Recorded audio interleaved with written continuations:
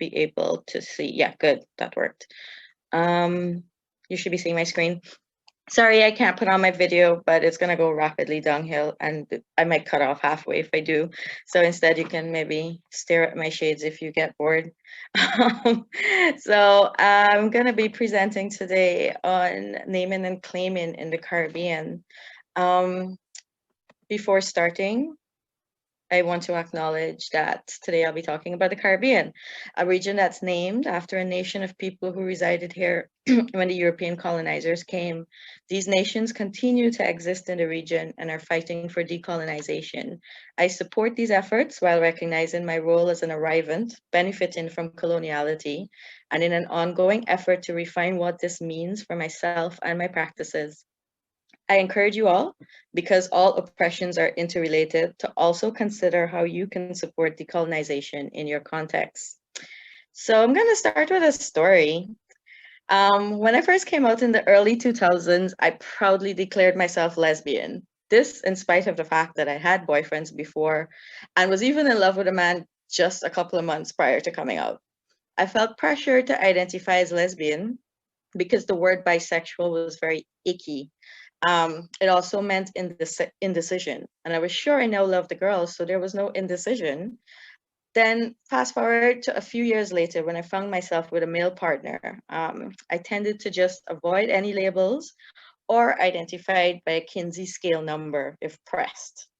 Then pansexual became a little bit more mainstream and I toyed with that. But it was a new term and it involved a lot of explanation I often didn't feel like getting into. Then I discovered queer. Of course, I had heard it before, but now it resonated with me because it could mean anyone non-straight, and it could apply to your politics at the same time. Later, I also liked the term because it didn't have sex in it. So queer, bent, unconventional, outside, not straight, and doesn't conjure images of sex. In my last job with a homophobic boss, it also allowed me to be kind of out, but still cloaked within an ambivalent cloud. I grew attached to the label, and though I no longer need this cloud, which isn't so much of a cloud anymore because more people now know that queer means belonging to the LGBTQ community, I still like being enveloped within queerness. Some background to the word in the Anglophone Caribbean. Let's consider that in the Caribbean, queer was never the slur that it was in the global North. While the F word gained some traction here, queer never did. We had our own words that were derogatory and that have similarly undergone some reclamation. So I guess we didn't really feel the need to take up any more from outside. Some of these terms are specific and vary from country to country. So in Barbados, a gay man is called a bulla, but in Guyana, that same gay man is called an anti-man. In Guyana, a lesbian is called a coxswain, and in Barbados, lesbian is called a Wicca, which is very interesting listening to Liam's presentation. And I was wondering where, because nobody seems to know where that word comes from. I'm wondering if it's a play on Wicca and how lesbians are witches. But yeah, they had no place they had no term or slur specifically for a bisexual person as far as I knew.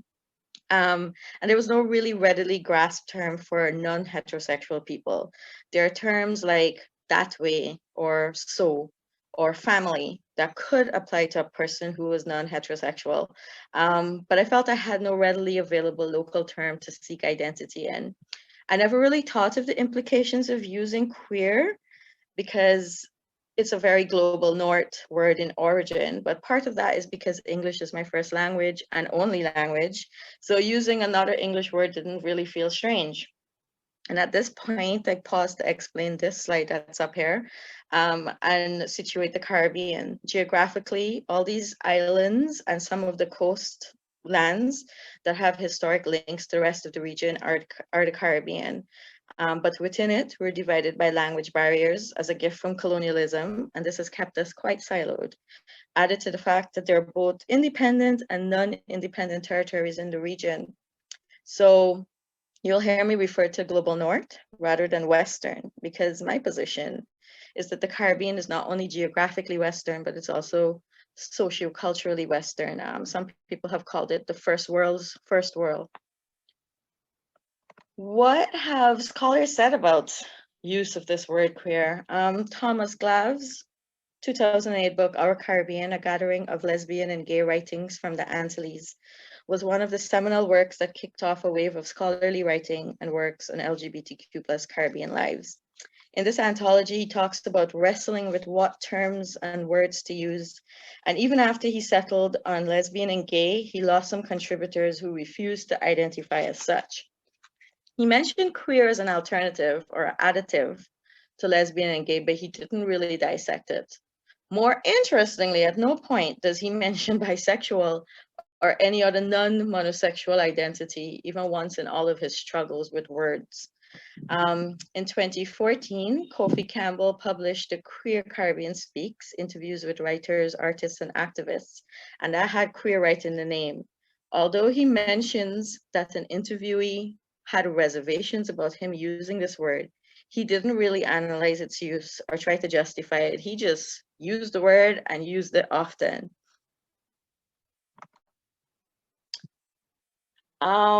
Right around that time, Crystal Nandini Jishawan wrote an article that is to date the writing that most engages with the use of the word queer in the Caribbean. They looked at the Trinidad experience and traced how the Caribbean has been queer in the sense of not fitting precisely into a category ever since European colonization began in the region. Caribbean people and Caribbean sex has always been queer in some way, but by not fitting the respectability measures of white male heteropatriarchy. There have been interracial relationships, premarital sex, extramarital sex, non-monogamous relationships, non-nuclear family structures, and homosexualities.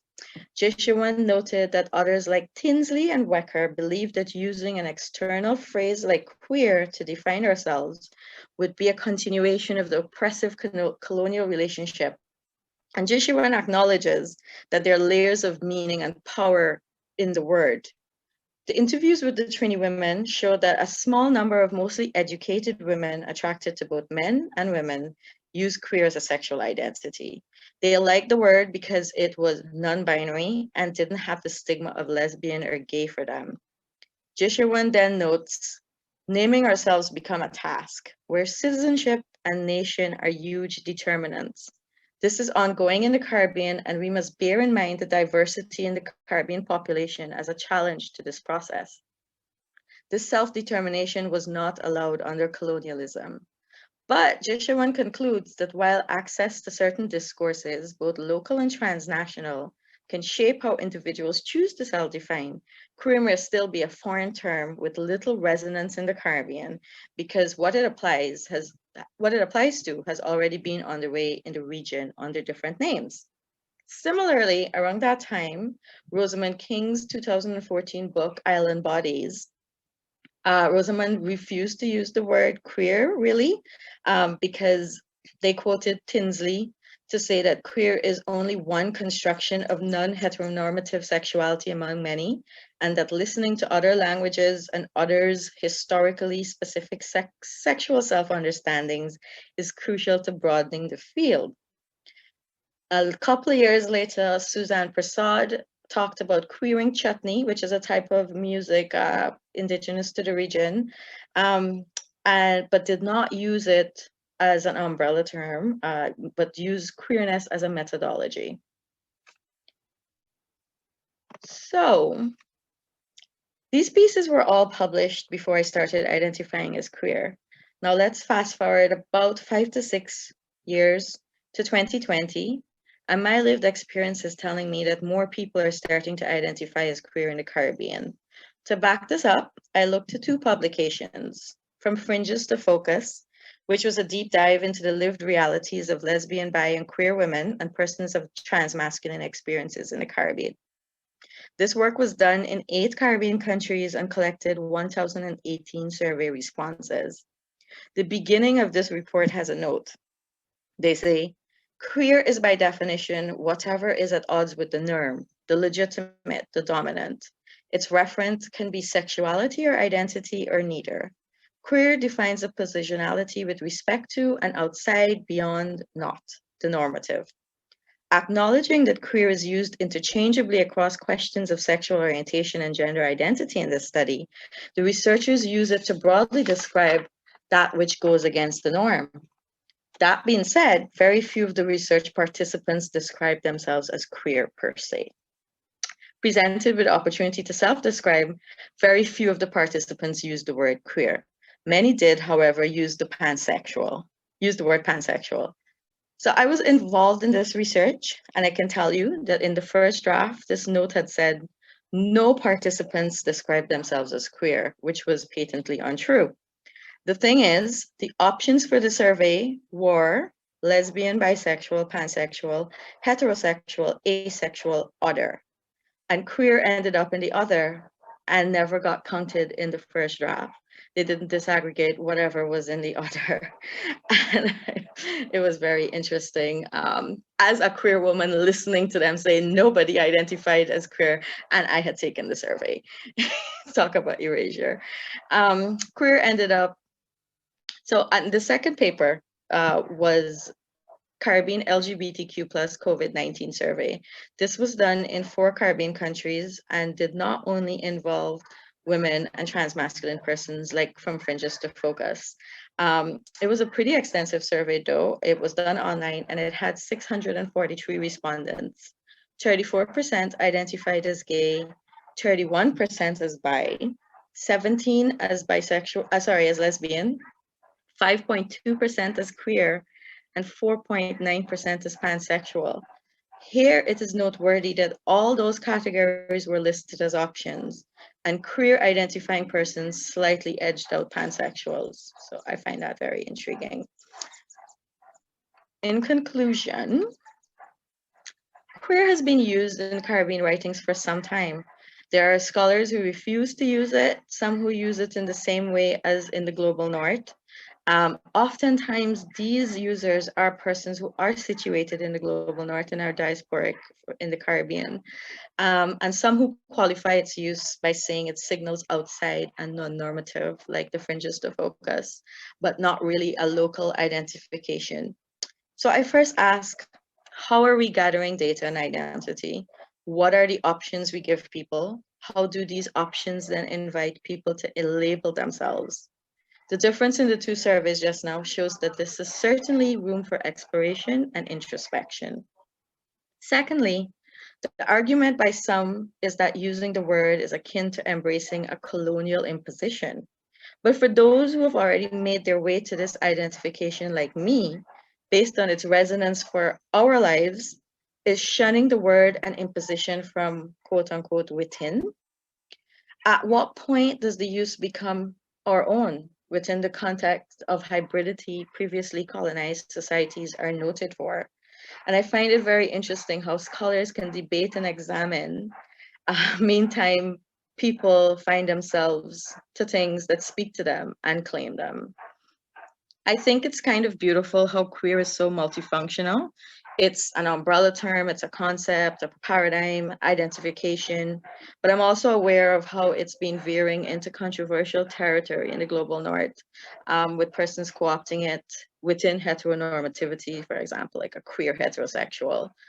But scholars in the region need to consider how the use of queer in their work to only represent conceptual non-normativity erases people who increasingly use it as a self-identity. At the very least, at this point, we need to acknowledge that the word is evolving in usage in the Caribbean. So for me, as queer, maybe one day I'll find more joy in labeling myself family or so or that way, or some other word that just comes up from our community. But for now, ice queer.